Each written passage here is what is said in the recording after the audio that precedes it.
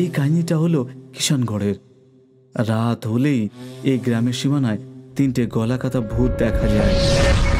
ভূত আমার ভূত, ভূতকে মেরে ফেলবো, ভূত আমার ভূত, ভূতের ভাই আমি পাই না। যতই তুই এইসব বলিস না কেন, আমরা তোকে ছাড়বো না, বুঝতে পারলি তুই? এও ওদের সঙ্গে আছে, আমি ওকে ছাড়বো না। আমিও। ওই বেচারা পালাতে লাগলো। তিনটে গলাকাটা ভূত তাকে তাড়া করতে লাগলো। আরে আরে ছেড়ে দাও, আমাকে ছেড়ে দাও, আমি তোমাদের কি ক্ষতি করেছি? ছেড়ে দাও। আমার নয়, কিন্তু গ্রামবাসীদের। মাফ করে দাও, মাফ করে দাও। তিনটে গলাকাটা ভূত ওই লোকটাকে ঘিরে ধরলো। সেই বেচারা ভয়ে চোটে কাঁপতে লাগলো, আর সেখানে তার হার্ট অ্যাটাক হলো আর সে মরে গেল। একে তো মারার প্রয়োজনও পড়লো না। পরদিন সকালে গ্রামবাসীরা সেই লোকটার লাশ দেখতে পেল। পরশ মশাই, এটা 3 নম্বর মৃত্যু। আমি জানি। হতে পারে এটা ওই 3টে গলা কাটা ভূত এরাই করেছে। যে করেই হোক, ওই 3টে গলা কাটা ভূতকে মুক্তি দেওয়াতেই হবে। আমরা তো চেষ্টা করেছিলাম, কিন্তু মনে আছে তো কি হয়েছিল? ওই সাধুকে নিজের প্রাণ দিতে হয়েছিল। আমরা আত্মীয়র গ্রামে একজন খুব শক্তিশালী বাবা আছেন, আমাদের তার সাহায্য নেওয়া উচিত। এটাও করে দেখা যাক, তুমি ওনাকেও ডেকে পাঠাও। ঠিক আছে। ওই লোকটার মৃত্যুতে গ্রামে ভয় বেড়ে গেল। গ্রামের মহিলারা নিজেদের মধ্যে এই নিয়ে কথা বলতে লাগলো। আমার মনে হয় না ওই গলা কাটা ভূত কখনোই গ্রাম ছেড়ে যাবে বলে। তাই জন্য আমি আমার স্বামীকে বলেছি যে যত তাড়াতাড়ি সম্ভব এই গ্রাম ছেড়ে চলে যাব। কিন্তু কোথায়? যে কোনো জায়গায়, যাতে অন্তত বেঁচে থাকতে পারি। হ্যাঁ, সেটাও ঠিক। আমিও আমার স্বামীর সঙ্গে এ ব্যাপারে কথা বলবো। হ্যাঁ হ্যাঁ। কিছুদিন পরে সেই শক্তিশালী বাবা গ্রামে এসে পৌঁছালো। গ্রামে পা দিতেই সে বুঝতে পারলো যে এখানে কিছু তো একটা গন্ডগোল আছে। এখানে যেই আছে সে খুবই শক্তিশালী। সেই জন্য তো আপনাকে ডেকেছি বাবা। এখনো পর্যন্ত এই 3টে গলা কাটা ভূত 3 জন লোককে মেরে ফেলেছে। প্রথমে হারিয়া কাকা, তারপরে এক বাবা, আর কিছুদিন আগে মোহনকে। ওই 3 জন গলা কাটা ভূত কারা? ওরা আমাদের গ্রামের একটা পরিবার ছিল, ধামুর পরিবার। ধামু আর তার বউ কাব্যা আর মেয়ে চাঁদনি। এদের মৃত্যু কি করে হয়েছিল? কিছু ডাকাত ওদের বাড়িতে ঢুকে মেরে ফেলেছিল। সেই সময় কোনো গ্রামবাসী ওদের সাহায্য করেনি, আর এই কারণেই ওই 3 জন গলা কাটা ভূত আমাদের গ্রামবাসীদের উপর প্রতিশোধ নিচ্ছে। নিয়তিকে কেউ বদলাতে পারে না। আমি চেষ্টা করে দেখব, তা কি সব ভগবানের ইচ্ছা। আপনি গ্রামে চৌরাস্তার ধারে আমার পুজোর আয়োজন করুন। হ্যাঁ হ্যাঁ, নিশ্চয়। সন্ধ্যা নামতেই গ্রামের চৌরাস্তার ধারে পুজোর বন্দোবস্ত করা হলো। একটা বৃত্তের মধ্যে বাবা বসে গেলেন আর মন্ত্র জপ করতে লাগলেন। বাবা যে আগুনে ঘি ঢাললেন, চিৎকার শোনা গেল।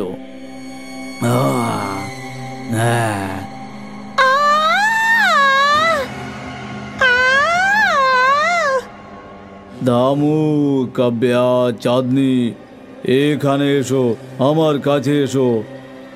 বাবার মন্ত্রের প্রভাব 3 জন গলা কাটা ভূতের উপর পড়ছিল। ওরা ছটফট করছিল। এটা আবার কে এসে পড়লো? কি আবার নিজের মৃত্যুকে আমন্ত্রণ জানাচ্ছে? আমার সামনে এসো, তাড়াতাড়ি।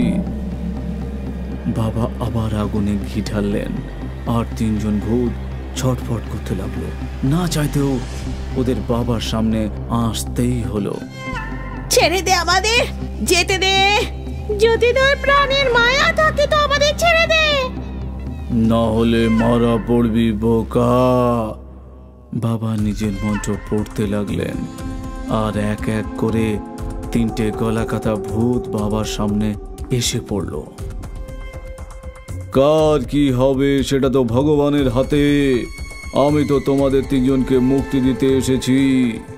আমাদের মুক্তি চাই না, আমাদের বদলা চাই। এইসব গ্রামবাসীরা মরবে। এদের মেরে তোমাদের কি লাভ? তোমাদের মারার পেছনে অন্য কোনো লোক ছিল। আমরা এদের জন্য মরছি, আর এরা আমাদের চিৎকার শুনেও আমাদের সাহায্য করতে আসছে না। তোমাদের সঙ্গে যা ঘটেছে আমি জানি, কিন্তু এখন তোমাদের কাছে মুক্তি হলো একমাত্র পথ। তুমি জানো না, যদি জানতে তাহলে তুমি এখানে আসতে না। অনেক বছর আগে আমিও এই গ্রামেই থাকতাম। আমাদের বড় বড় বাড়ি ছিল আর আমাদের সুখের সংসার ছিল। আমি এখানকার ডিস্ট্রিক্ট অফিসে কাজ করতাম। একদিন আমার কাছে একটা ফাইল এলো, যাতে লেখা ছিল যে আমাদের গ্রামের জমি নিষ্ফলা। তাই জন্য সেখানকার জমি একটা প্রাইভেট বিল্ডার কিনতে চেয়েছিল। আমি সঙ্গে সঙ্গে আমার হায়ার অফিসারের কাছে গেলাম। স্যার, কিষানগড় নিষ্ফলা নয়, আমি ওই গ্রামেই থাকি। আমাদের সেখানে জমি আছে, সেখানকার কোনো জমি নিষ্ফলা নয়। তাহলে এই কর্পোরেট প্রজেক্টটা কি স্যার? তুমি তো জানোই ধর্মু, এসব অর্ডারের উপর মহল থেকে আসে। এটা কোনো বড় কর্পোরেট কোম্পানির প্রজেক্ট, কিন্তু এটা তো ঠিক নয় স্যার। আমি খুব বেশি হলে তোমার জন্য একটাই কাজ করতে পারি। তুমি চাইলে কিছু টাকা নিয়ে নাও, কিন্তু আমি এই প্রজেক্টটা আটকাতে পারবো না। আপনি আটকাতে পারবেন না? আমি আটকে দেবো স্যার। আমি এই সব কথা মোড়ল মশাই আর গ্রামবাসীদের বলেছিলাম। সেই সময় সবাই আমার সাথে ছিল, কিন্তু যখন ওই কর্পোরেটের লোকেরা গুন্ডা পাঠালো, তখন কেউ আমাদের বাঁচাতে এলো না। আমাদের চিৎকার শুনে কেউ শুনলো না।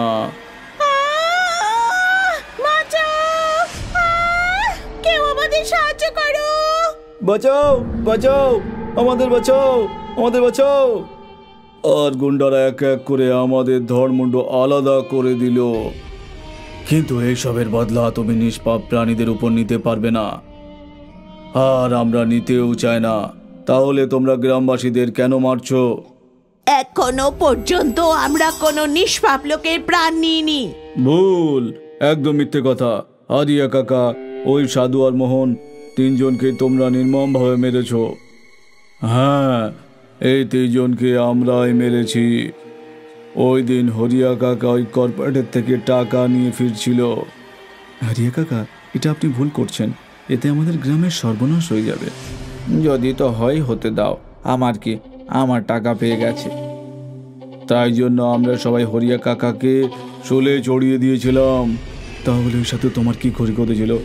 ওই সাধুকে কর্পোরেটের লোকেরা পটিয়েছিল আমাদের আত্মাকে বন্দি করার জন্য, তাই আমরাও ওকে মেরে ফেলেছিলাম।